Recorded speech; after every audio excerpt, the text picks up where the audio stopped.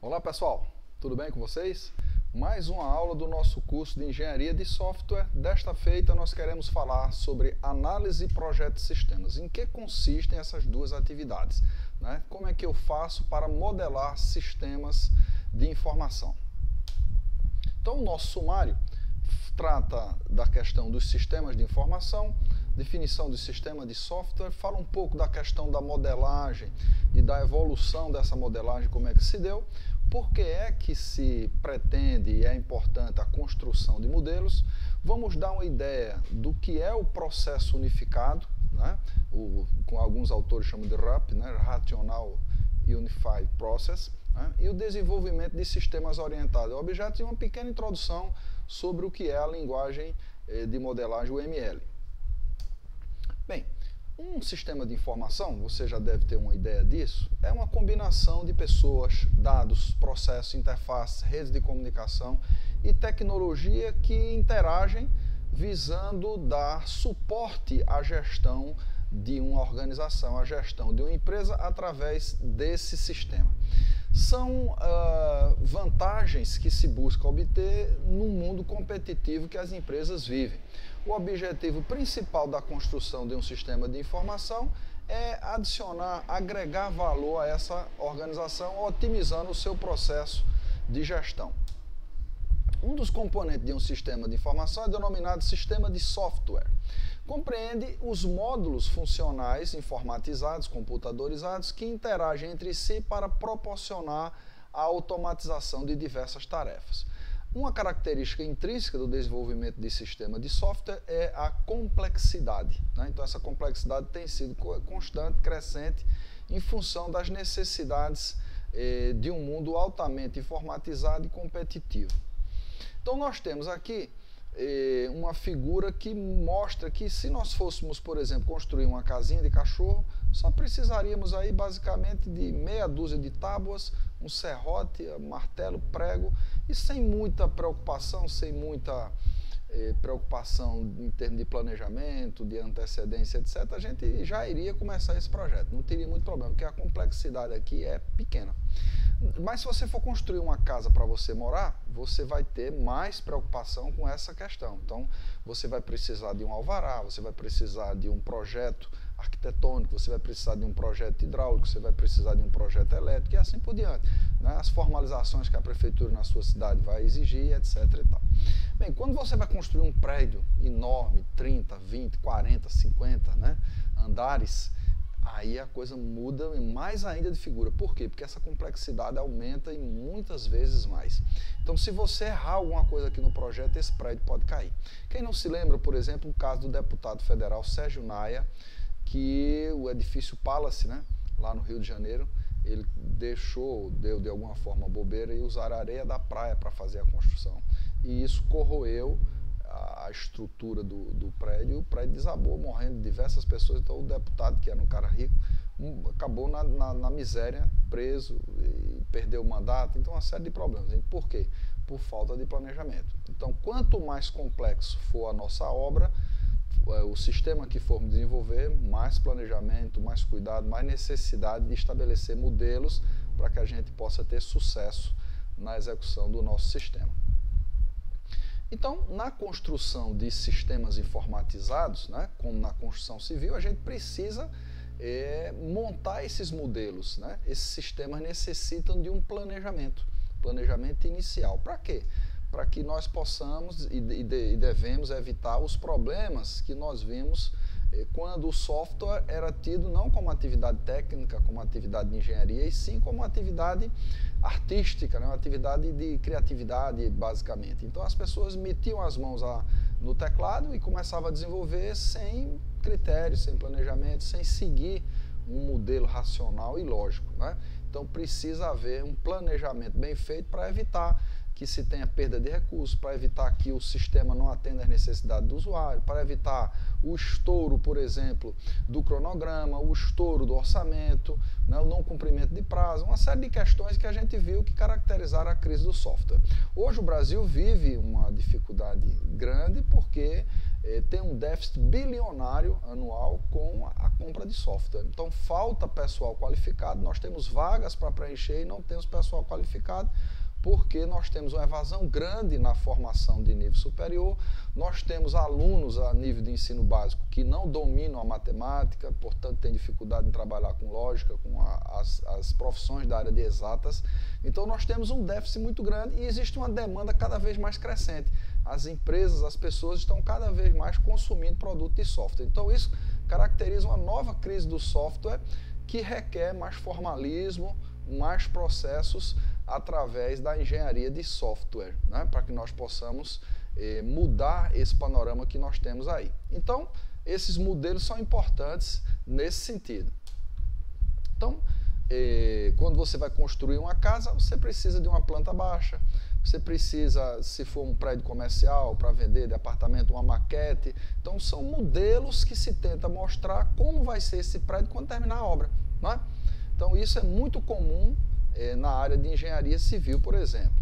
Então, e essa questão de modelo em software, né? O nosso Somerville, que é o autor que a gente está se vendo, no livro 2011, ele diz o seguinte: modelagem de um sistema é o processo de desenvolvimento de modelos abstratos do mesmo, onde cada modelo apresenta uma visão ou uma perspectiva diferente desse sistema.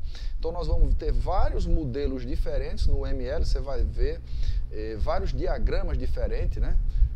Diagrama de classe, diagrama de caso de uso, diagrama de atividade, diagrama de sequência, né? Vários outros aí, são mais de uma dezena, e você vai ver que cada modelo desse representa uma visão, uma perspectiva diferente para ajudar a materializar esse projeto de software. Razões para o uso de modelo, né? Então há quem diga que é perda de tempo, que se vai retardar o resultado final, etc. Mas os autores da área de engenharia de software, notadamente o Somerville, diz o seguinte, que há vantagens para lidar com isso. A primeira delas é melhorar o gerenciamento da complexidade. Então, na medida em que eu tenho modelos, eu posso avaliar, eu posso mensurar, eu posso validar, né? Então, vai melhorar essa questão. O segundo aspecto vantajoso de trabalhar com modelo na construção de software é a melhoria do processo de comunicação, né? Faltou um izinho aqui, comunicação. Então, comunicação no sentido de que eu posso mostrar às pessoas e explicar como as coisas vão acontecer. Posso dar uma ideia da interação do usuário com o sistema, posso dar a ideia da sequência de operações, por exemplo, numa determinada operação, posso mostrar como é que esse sistema vai estar distribuído em termos de componentes, etc. Então, tudo isso é possível fazer usando o ML, por exemplo. Nós podemos ter, e sempre é possível, a redução do custo de desenvolvimento, porque você pode usar ferramentas automatizadas, ferramentas case, no sentido de reduzir o tempo da geração de código e de termos o produto no final. Você pode dar uma ideia do comportamento do sistema, você pode prever, né? Você dá uma predição, você mostra antecipadamente como esse sistema vai funcionar. Então eu posso dar uma ideia disso claramente para um usuário que não seja técnico, por exemplo. Nós vimos aí, falamos da crise do software em aulas anteriores, e vimos que várias iniciativas começaram a ser feitas a partir dos anos 70, no sentido de que nós tivéssemos então uma solução.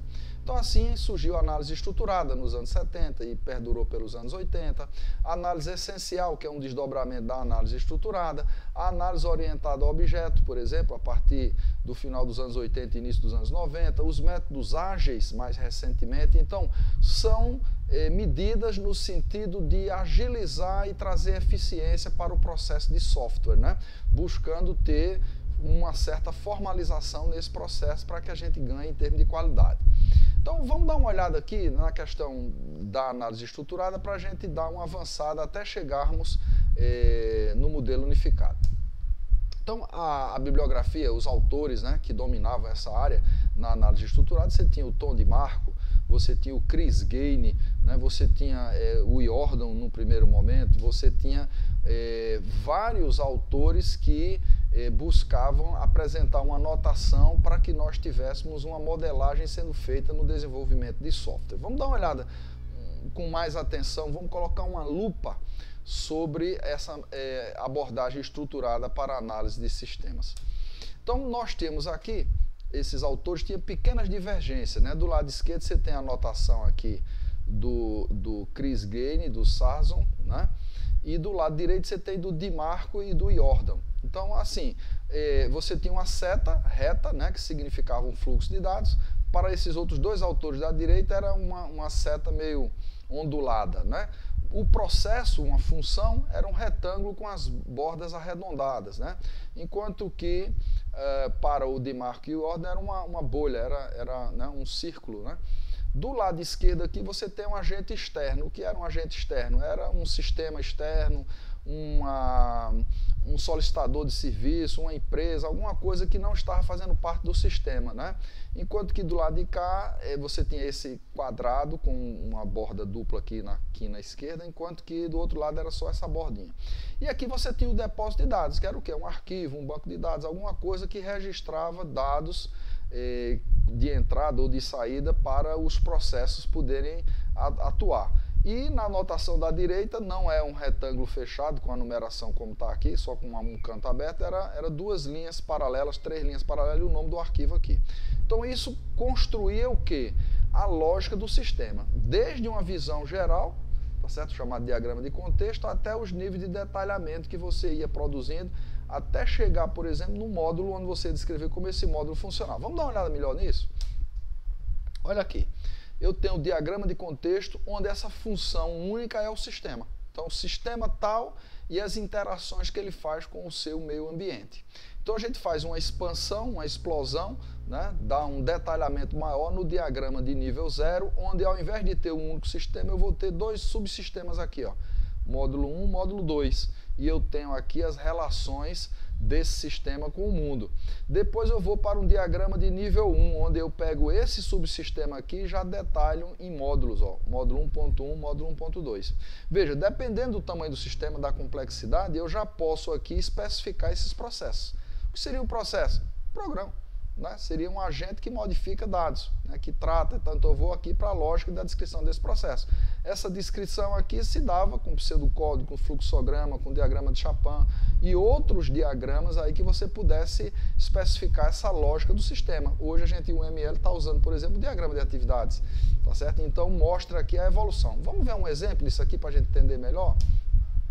Olha aqui, eu tenho um diagrama de contexto, eu tenho um sistema aqui, tá certo? Esse sistema, ele troca dados, né? Tem um fluxo de dados aqui, ó, vários fluxos de dados com entidades, vamos dizer assim, que interagem com esse sistema. Está aqui o usuário, tá certo? É uma entidade externa, ele está fora do sistema, né? Ele faz um pedido e ele recebe resultado de consultas, né? A gerência recebe relatórios, poderia aqui pedir alguma coisa, solicitar relatórios, por exemplo, que está implícito aqui.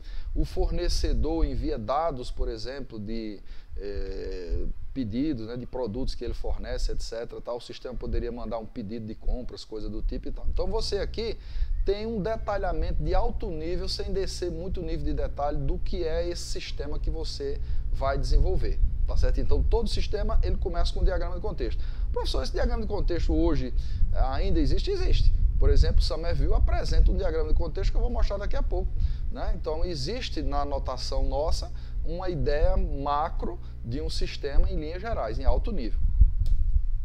Então, por exemplo, está aqui um DFD, tá certo? Que é uma expansão de um primeiro, onde ele pegou esse sistema anteriormente apresentado e desmembrou em duas subfunções, em dois subsistemas, vamos dizer assim, ou dois procedimentos aqui, tal, cadastrar clientes e consultar peças, por exemplo.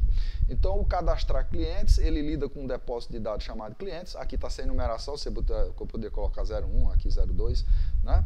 E esse pedido de consulta aqui, ó, que vem de alguma entidade externa, vai para esse processo consultar peças, né? Então ele manda os dados da consulta e recebe as informações das peças. Então você está tendo um segundo nível de detalhamento aqui, né? Então, por exemplo, aqui numa expansão, consultar dados de clientes aqui, então esse processo 1 aqui, ele já pode ser aqui, ó, desmembrado em 3 módulos. Então recebe dados, esses dados recebidos são validados, né? E após essa validação, os dados válidos são enviados para gravar dados.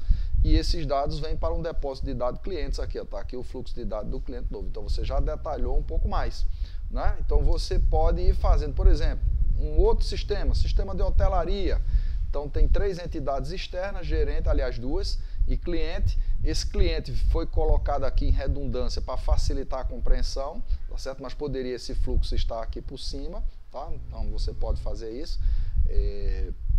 E mostra aqui os fluxos que o cliente pede, faz um pedido de reserva ao sistema de hotelaria, que faz uma solicitação de cancelamento, que envia seus dados, que paga a conta, né? Recebe a conta para pagar, envia um recibo para o cliente, né? E o gerente envia dados sobre o quarto. Então você vai detalhar aqui num nível mais alto com quem o seu sistema interage, quem são as entidades externas que eles estão aqui. Veja que nesse nível de contexto você não tem depósito de dados aqui. Então se você fizer uma expansão, você vai ter submódulos, subsistemas desse sistema de hotelaria.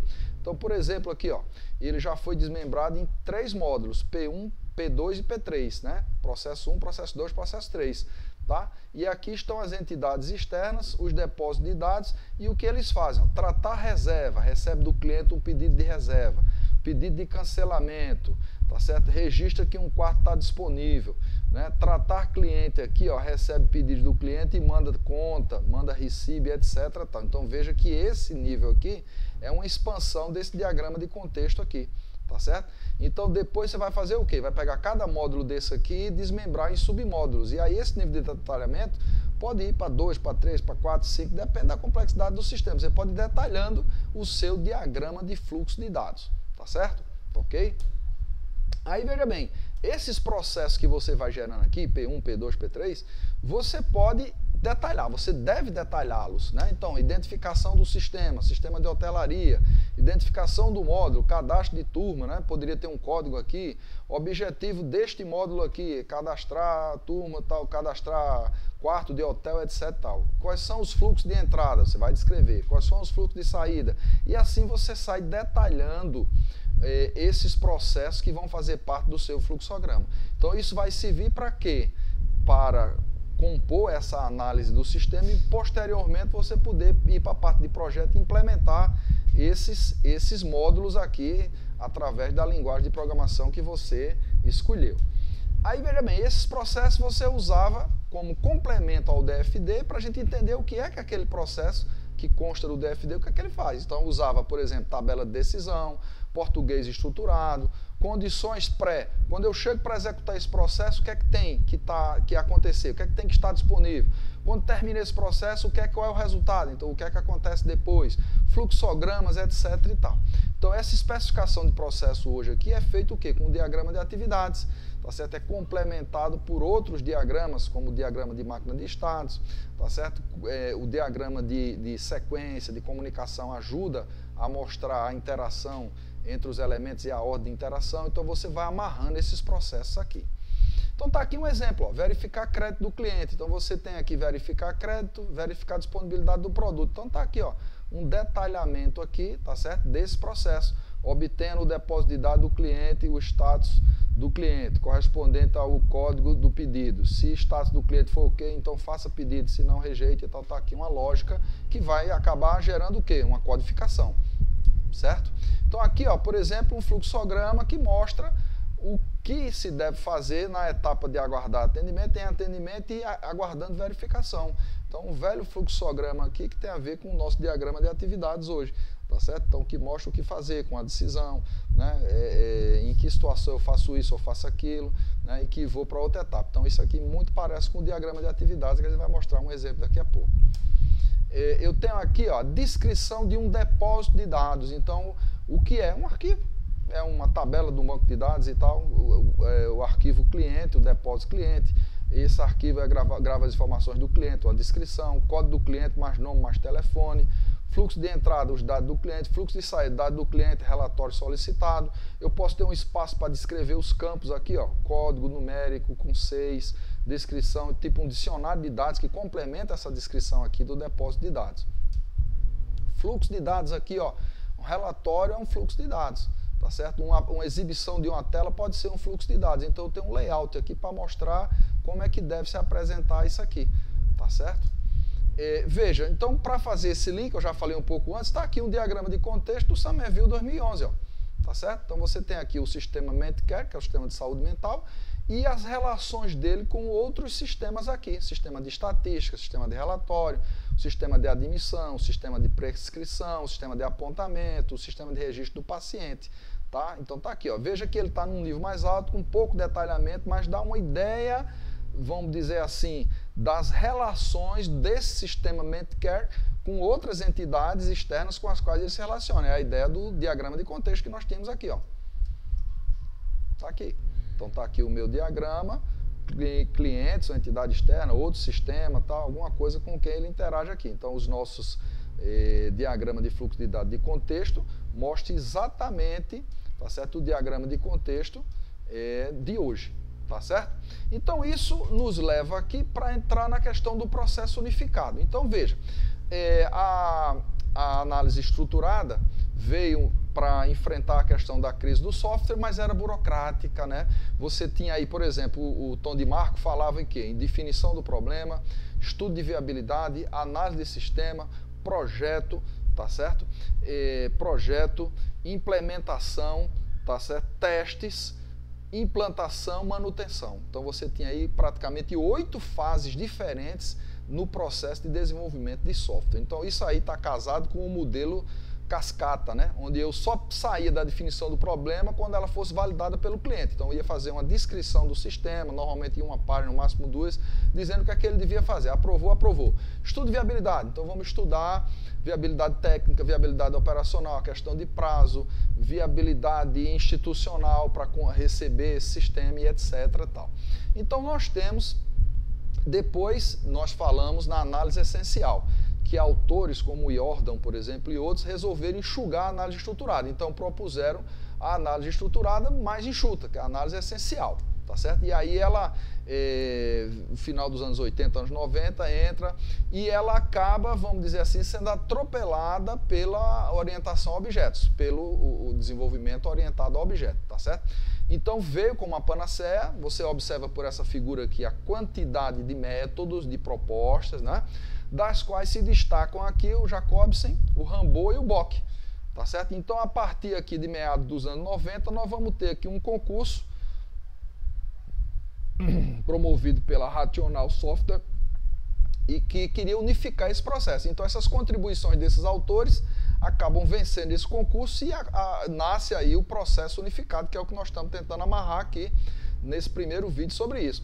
E aí o ML vem evoluindo, a última versão de 2017, tá certo? Você pode acessar lá no ml.org, né? E ver, por exemplo, baixar a especificação, tá em inglês, quem lê inglês vai conseguir desenrolar bem, né? Então você tem essa linguagem de modelagem para desenvolvimento de software orientado a objeto, que é a ferramenta dominante na especificação de modelos de software. Vamos dar uma detalhada um pouco mais?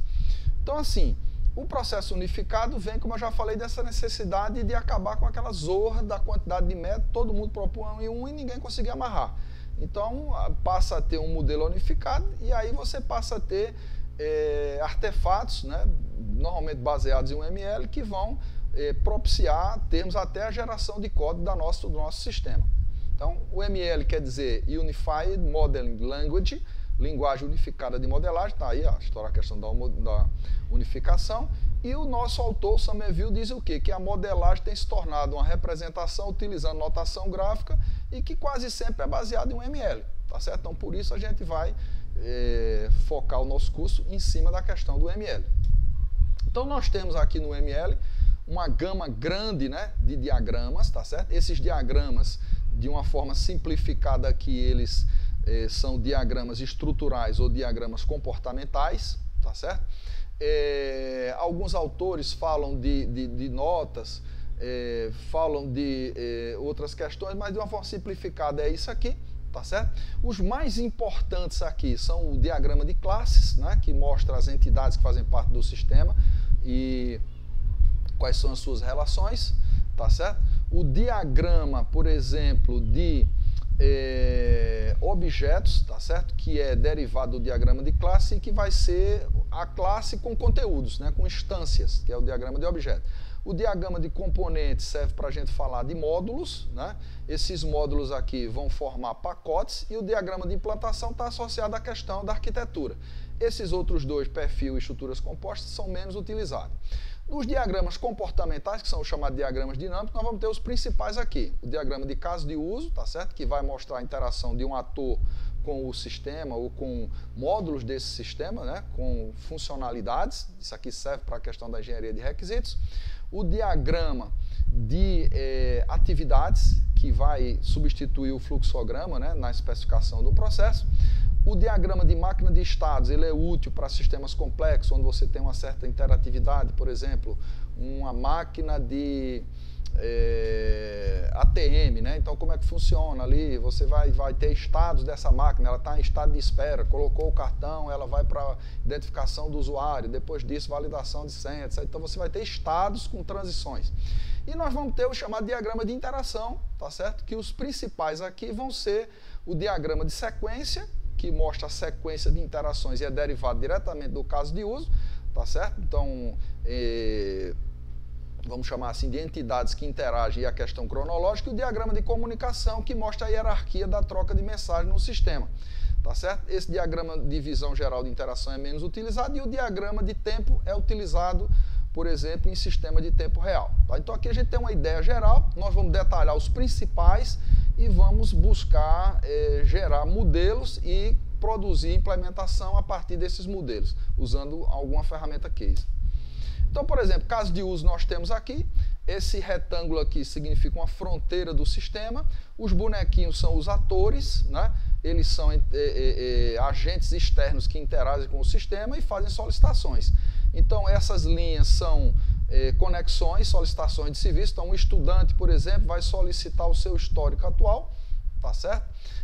Nós vamos ter aqui um estudante que ele pode solicitar também o histórico de outros semestres, né? Não do semestre atual. A secretária aqui, a acadêmica, que faz a matrícula do aluno, tá certo? E nós temos aqui uma situação especial que são as relações de extensão e de inclusão, que nós vamos detalhar com mais calma. Mas a ideia da extensão é uma execução opcional, por exemplo, solicitar histórico, opcionalmente solicita o histórico desse semestre ou de um semestre anterior. E a relação de inclusão é que quando ela matricula um aluno, necessariamente executa verificar a pendência. Então, extensão é a relação opcional e inclusão é a relação obrigatória. E eu tenho aqui não um usuário, mas eu tenho aqui um outro sistema, né? Então, essa relação aqui de um sistema de controle de pré-requisito que usa esse caso de uso aqui, verificar a pendência para interagir, tá certo? Então, uma ideia do caso de uso e que serve basicamente na questão da engenharia de requisitos para apresentar ao usuário o que é que o sistema deve fazer. Nós temos aqui um diagrama de classes, isso aqui é a notação de uma classe, que é um retângulo em pé com 3 partes, uma para o nome, outra para os atributos, né, que são as características, e outra para os métodos, tá certo? Então, isso aqui, cada classe, você vai desenvolver, por exemplo, um sistema acadêmico. Então, eu vou ter uma classe aluno, vou ter uma classe professor, vou ter uma classe funcionário, né?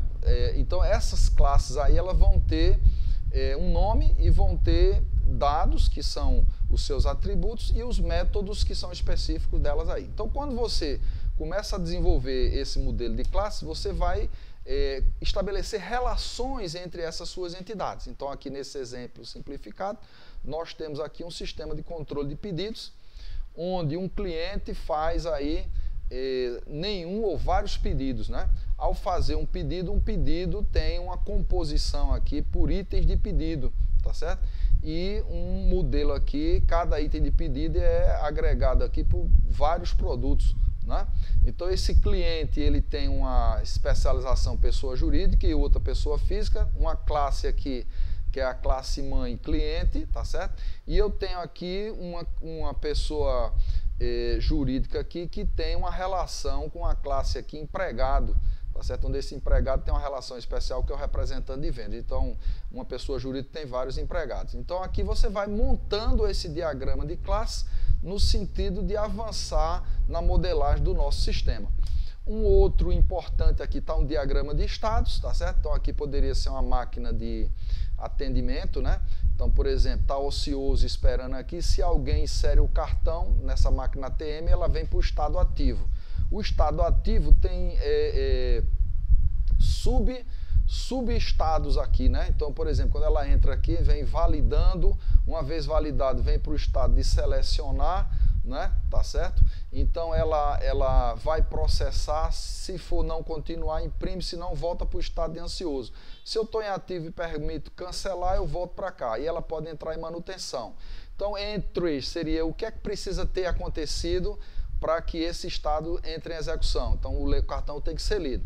E para sair desse estado, tem que devolver o cartão, ejetar o cartão. Então, é um diagrama de estados que é usado para sistemas mais complexos, sistemas dinâmicos, que precisam ter esse tipo de modelagem. Não é obrigatório para todos, a maioria dos sistemas, notadamente soluções mais simples, não trabalha com esse tipo de diagrama.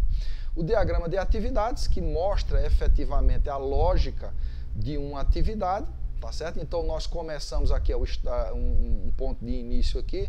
Então uma pessoa vai procurar uma bebida. Quando essa pessoa procura, ela vai o quê? Achou café, tá certo? Então se achou café, ela vem para cá. Então isso aqui é o chamado um fork, um ponto de dispersão. Eu tenho 3 atividades que são disparadas a partir desse ponto.